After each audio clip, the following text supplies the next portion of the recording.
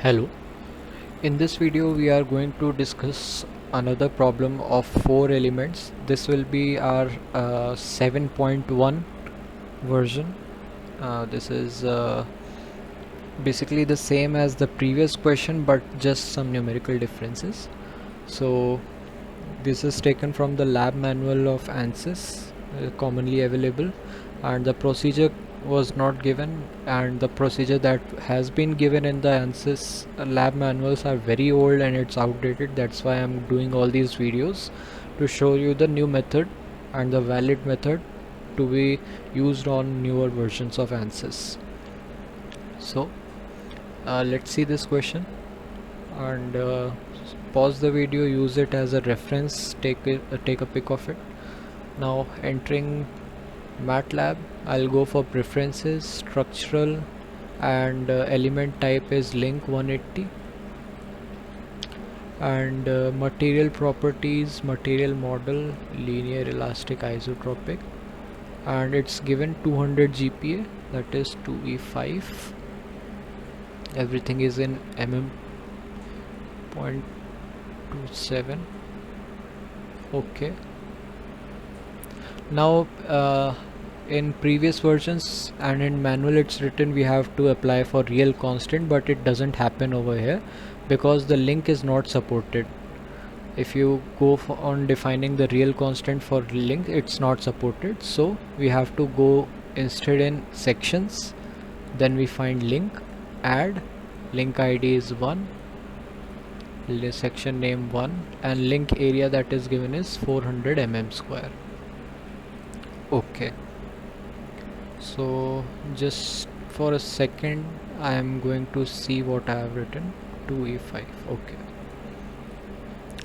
then after this we are going for modeling. I am going to directly create nodes, since this is a very simple shape, simple system, so I'm using nodes, and as seen in the question we have 1 2 3 4 nodes, and first node is at let's consider this as a origin. So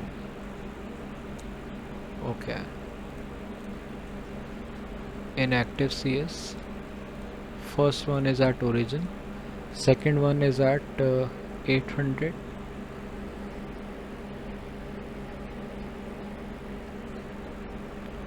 apply, third one is at 800 and 800, fourth one is basically just above. These are the 4 things that we are getting. Now to create element through nodes, 2 3 apply, 3 4 apply, pick 3 and 1 apply. Okay, so this is what we have. As we can see, these 2 nodes, 1 and 4 nodes, are basically fully constrained, and this node is constrained in y direction, so we use it.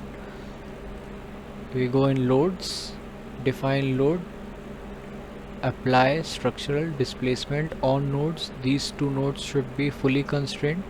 Okay, while this node has to be constrained only in y direction. So this is what we have. Now for we have 100 kilonewton acting down and 75 kilonewton acting in that way in x direction. So on nodes, apply fx direction, that is 75 kilonewton, apply on node 3. In fy direction, negative fy direction, we have 100 kilonewton. Okay, so we have the model ready, we have applied rule, we have applied constraints. Now solve it. Solution is done, no errors whatsoever. General post processing, first what I like to do is go for element table, define table, add, and go down, take ls1. Okay, now go for plot results, nodal solution, displacement vector sum, deformed shape with undeformed model, or you can just use deformed shape only. So this is going to be deformed shape, and if we are going to use deformed plus undeformed model, okay, so this is what we are going to get. You can do one thing, you can capture the image from this place and make a folder, uh, like I have done so over here. So I have made a folder, and this one is nodal displacement. See, so this is the deformation, and since it has saved it, the background is white instead of black. You can easily print it and attach in your lab record. The next thing I am going to plot is element table ls1 and yes average. Okay, so these are the state of stresses that we have, so this also you have to capture. So this is element table plot average. So save. So this is what we have over here, and in next we need reaction solution. So go for list results, reaction solution, all items, okay, and these are the reaction solutions that we are having. File, save as, and save it in the same folder where you have saved all the plots. So ANSYS new, so I'm going to save it as reaction solution and save. So I have saved this.